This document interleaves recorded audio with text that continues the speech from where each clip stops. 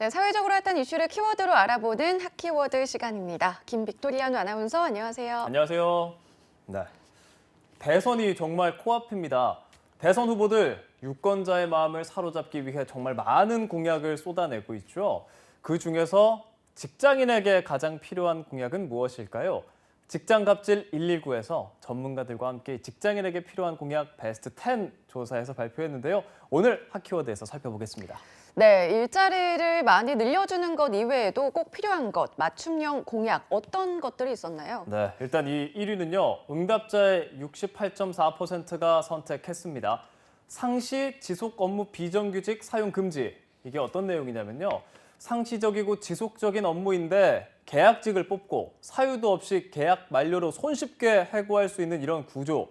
이걸 막기 위한 공약 가장 필요하다고 꼽은 겁니다. 2년 이상 일을 하면 정규직이 되는 기간제법이 있기는 하지만 2년이 되기 전에 해고하는 걸 막아내지 못하는 현실이기 때문입니다.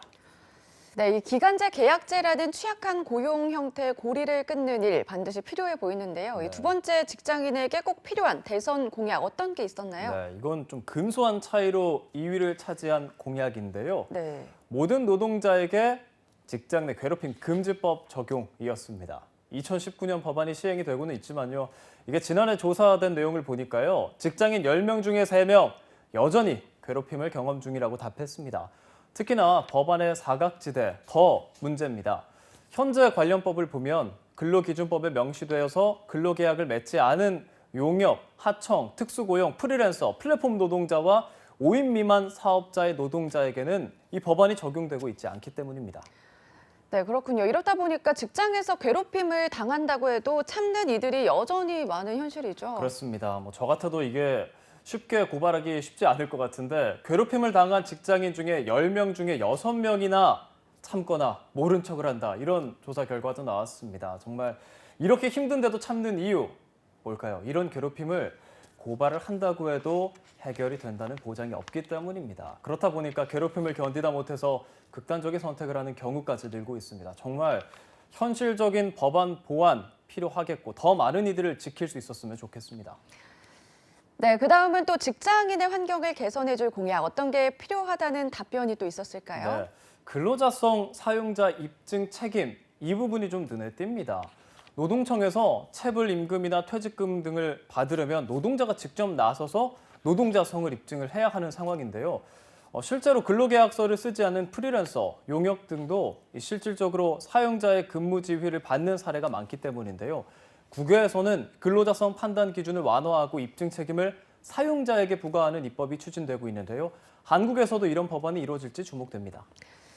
네, 그리고 월급 상한을 정한 포괄임금제가 계속 논란이 됐었는데요. 이 부분일까요? 네, 맞습니다. 이 포괄임금제란 연장 근무 수당 등을 급여에 포함해서 고정 지급하는 임금 제도인데요.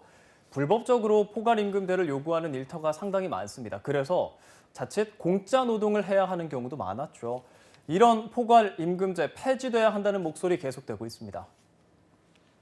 네, 노동 전문가들이 꼽은 직장인 필수 공약, 중요한 부분들 살펴봤는데요. 네. 코로나19로 유권자들의 소중한 한 표를 행사하는데 어려움을 겪는 분들이 많은데 대책이 좀 나왔나요? 네.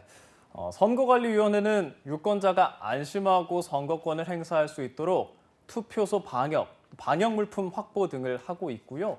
또 유증상자나 마스크 미착용 선거인의 경우는 임시 기표소에서 따로 투표를 할 수 있도록 할 계획입니다. 게다가 확진자는 자신이 머무는 자택, 병원, 요양소 등에서 우편으로 투표할 수 있는 거소 투표가 이루어집니다. 네, 이렇게 이번 대선을 기점으로 직장인에게 필요한 노동 공약과 관련된 입법이 꼭 이루어지기를 기대해 보겠습니다. 네, 소중한 한 표 행사하는 것도 잊지 마시고요. 지금까지 핫키워드 김빅토리아누 아나운서와 함께했습니다. 고맙습니다. 고맙습니다.